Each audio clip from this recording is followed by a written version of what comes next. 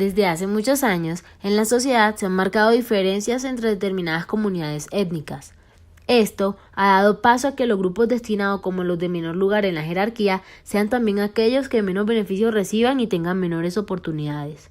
Como consecuencia, se convirtió en un patrón sagrado para la sociedad, y a pesar de las innumerables reformas realizadas por el Estado para reconocer la igualdad, los grupos antes nombrados siguen siendo marginados.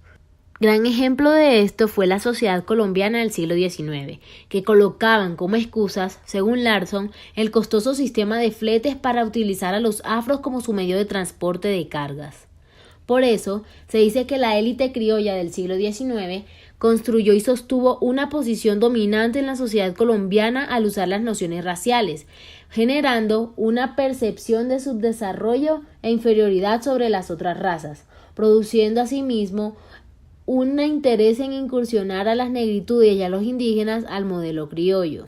Lo anterior se puede ver reflejado en las labores y oportunidades que cada grupo social tiene frente a la sociedad y otros espacios.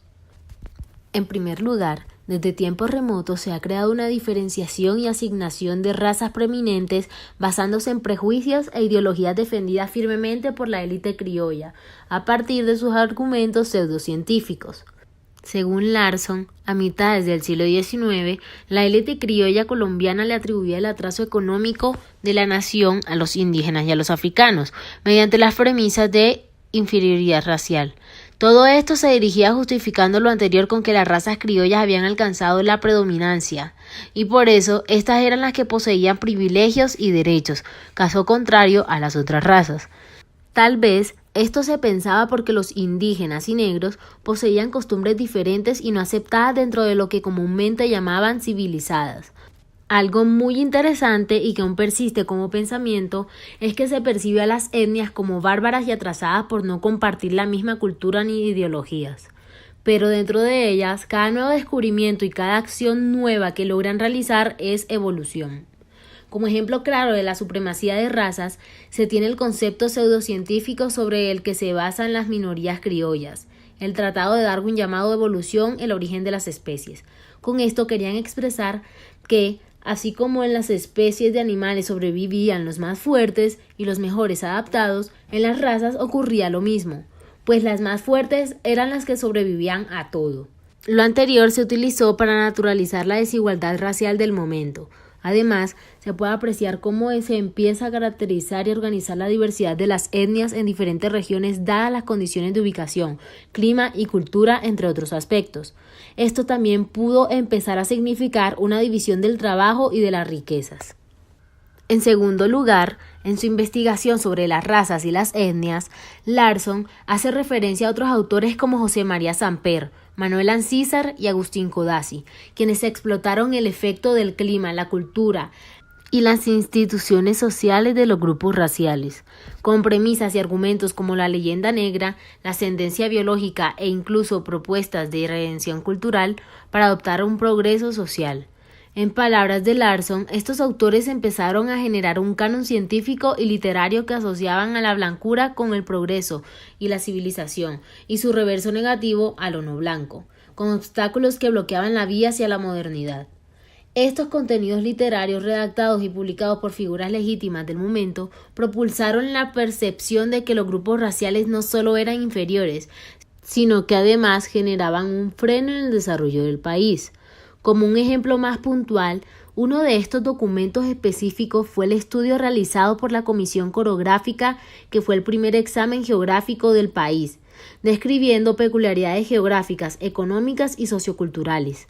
Si bien este documento tenía en un principio un propósito informativo, Larson relata cómo estos informes de las élites dominantes brindaron una imagen de un país fragmentado, conformado por subculturas regionales y raciales distintivas con premisas de cómo la región y la raza hacían las veces de un principio organizativo del conocimiento.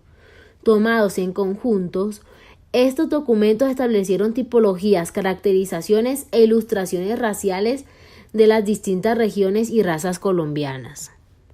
Por último, la minoría criolla sostenía que las negritudes y los indígenas eran el concepto contrario al Homo economicus. Este concepto hace referencia al actor económico racional dotado de las normas culturales burguesas. Es así como las autoridades criollas crearon imágenes de indios y negros realizando actividades ociosas y con una actitud de desinterés por querer aportar al crecimiento productivo y económico. En otras palabras, se veía a los negros e indios como seres decididos a vivir en la pobreza y el ocio. Con estos pensamientos rondando por la cabeza de los criollos, se había abandonado el ideal bolivariano de convertir a los indios en granjeros productivos y en vez de asignarles tareas, estos fueron aislados de cualquier posible crecimiento económico presente en el país. Un siglo después también se comentó mucho sobre el papel de los negros e indios en el desarrollo económico, donde el expresidente de Colombia, Laureano Gómez, hace énfasis en que Colombia es un país sumamente rico en recursos naturales, con una capacidad de desarrollo muy alta, pero a pesar de tener estas tierras tan ricas, no se puede explotarlas de la forma esperada, debido a que Colombia está habitada por unas razas sumamente inútiles y sin capacidades técnicas y de aprendizaje. Laureano creía que las razas que más aportaban al subdesarrollo eran los indios y los negros, por razones que ya anteriormente se han comentado. Para concluir, la creación de publicaciones, documentos y estudios promovió un posicionamiento social y cultural que propició la posición dominante de las élites criollas.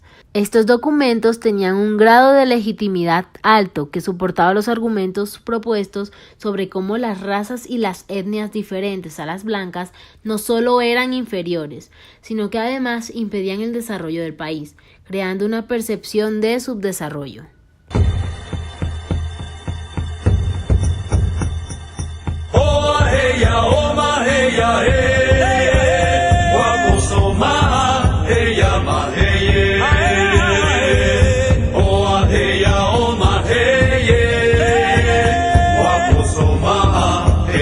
Hey